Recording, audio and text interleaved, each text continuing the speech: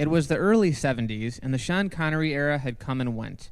After declining to do another Bond film with Eon Productions, the series producers were once again on the lookout for their next secret agent. Since George Lazenby was no longer in the running, producers Albert R. Broccoli and Harry Saltzman started to broaden their searches, even approaching American actors like Clint Eastwood. But what it came down to was this. James Bond was a British fellow, so the actor playing him needed to be British. Enter male model and television actor Roger Moore. While Connery set the tone for the Bond series, Roger Moore has portrayed the character in the most films, from 1973's Live and Let Die to 1985's A View to a Kill. The non-Eon film, Never Say Never Again, which also starred Sean Connery, doesn't count. While a lot of people like Connery the best, it's debatable who had the better films. At this point, Connery was responsible for carving out 007 as an iconic character of cinema and literature. Even after 7 consecutive films, it was hard for Roger Moore to fill those shoes. Like Sean Connery's Bond films, Moore's 007 films start off with a more colorful style, sporting the over-the-top gadgets and comic book villains, and then head off into the more practical storylines as the series transitioned into the 80s. Regardless of the public's perception, Moore was here to stay. Live and Let Die is a unique film in the series because it borrows from the blaxploitation era. Yes, look it up on Wikipedia because it's an actual subgenre of films. Blaxploitation movies featured predominantly black casts and were usually about controversial subjects like drug trafficking or plantations. They usually featured hip-hop soundtracks and to this day are parodied in a number of comedies and television series. Because the studio wanted to capitalize on this, Ian Fleming's Live and Let Die was chosen as the next film to be produced. The film starts off where 3 British agents are killed at random throughout the world, in New York City, New Orleans, and a Caribbean island called San Monique. The title is open, and we get the title song performed by Paul McCartney. Was an open book. You used to say, live and let live.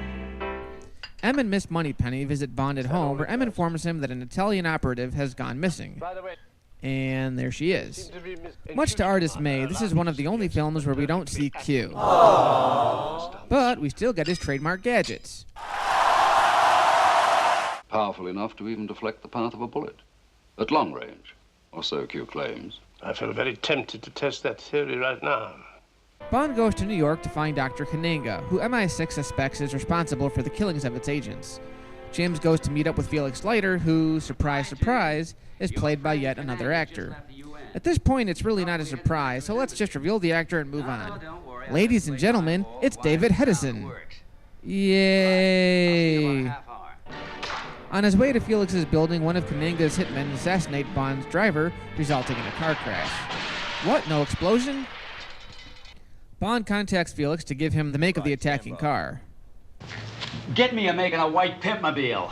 Oh yes, we're definitely treading blaxploitation territory now. Bond hitches a ride in a taxi where he follows Kananga's henchman. Well, you just keep on the tail of that jukebox and there's an extra 20 in it for you. Hey, man, for $20, I'll take you to a Ku Klux Klan cookout. At a filet-of-sole restaurant, Bond falls into a trap where he meets Solitaire, a tarot card reader. I always wondered if those ladies were real. We also meet one of the main henchmen in the film, the one-armed Tee Johnson.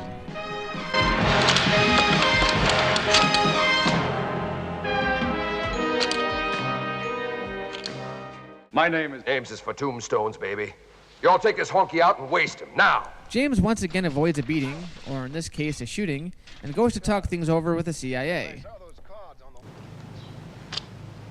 A genuine Felix Leiter. Wow, they actually make a good Felix Leiter joke. Point for Eon Productions. Next, James catches a flight for the island of San Monique, where we're treated to one of the most bizarre carnival acts ever seen.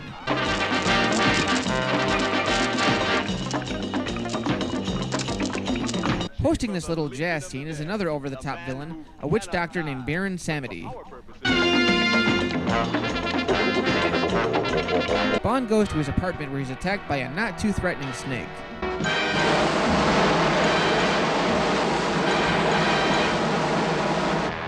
Well, at least we know what's for dinner. He finally meets up with his CIA contact, Rosie Carver, a double agent, and actually the first African-American Bond girl that James seduces. Oh, a snake. I forgot. I should have told you you should never go in there without a mongoose. Relax, she's no Michelle Obama. Me. Close off where? She's a lot sluttier. As it turns out, the man driving the boat is Quarrel Jr., the son of the older Quarrel we first met in Dr. No, and the last time we saw him, he was getting barbecued. Quarrel takes Bond and Rosie to shore so they can go to Solitaire's house. Bond finds that Rosie was working for Kananga, and in the midst of a chase, she gets killed by a scarecrow. Bond meets up with Solitaire and seduces her like he seduces all the other attractive women in these movies, and after deflowering her, takes away her ability to read from the tarot cards. Kananga's henchmen go to arrest Bond, which results in a not-so-fast car chase involving some police cars and a double-decker bus. Oh, great, now we're in a freaking Harry Potter film. What is this, the night bus? So after getting caught by Kananga's guards and betrayed by Solitaire, Bond hijacks a flight student's plane and once again evades the bad guys. Same time tomorrow, Mrs. Bell? Bond eventually meets Mr. Big, who takes off his rubber face like Doc Brown in Back to the Future Part 2. Excuse the disguise, Marty, but I was afraid you wouldn't recognize me. I went to a rejuvenation clinic and got a whole natural overhaul. And finally comes face to face with Kananga, played by Yaphet Kotto, who plans on distributing heroin for free to bankrupt his competitors. After finding out that Solitaire is useless to him, Kananga sentences her to death, while his henchmen take Bond to a crocodile farm. This is one of the film's standout scenes, and apparently Moore, who did most of his own stunts, was almost taken down by one of the crocodiles during this scene. Bond blows up the villain's hut and gets away on motorboat. Then we meet who has got to be one of the most annoying characters in the film's history. You got a set of wheels, you just won't quit, boy. If there's yours, that is, You spin around, boy. 10 fingers on the fender. This pile of hillbilly douche is Sheriff J.W. Pepper, played by Clifton James. And he's not in one, but 2 films. He's a crazy, over-the-top redneck, your everyday generic southern hard-ass, who follows the action on land. He pins James as a bad guy, but seriously, could he be any more over-the-top? Secret agent? On whose side? He doesn't serve a hell of a lot of purpose in this film, and is there mainly for comic relief. Believe it or not, he's actually kind of a memorable character, but for all the wrong reasons. Tell Miss Pearson to take a flyer. Bond crashes the voodoo party, rescues Solitaire, and has a knife fight with Samity, who ends up humping some snakes. Kananga captures Bond for the millionth time and ties him and Solitaire to a platform where he lowers them into a shark tank. Bond uses another one of Q's inventions to escape. Jesus, this one looks like it came from R2-D2, where he shoves a shark pellet into Kananga's mouth, making Kananga explode. Like a balloon. Okay, we need to rewind that.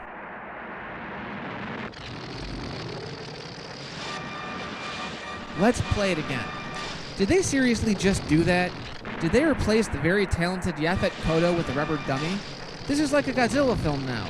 How can we begin to take this seriously? Bond and Solitaire board a train and...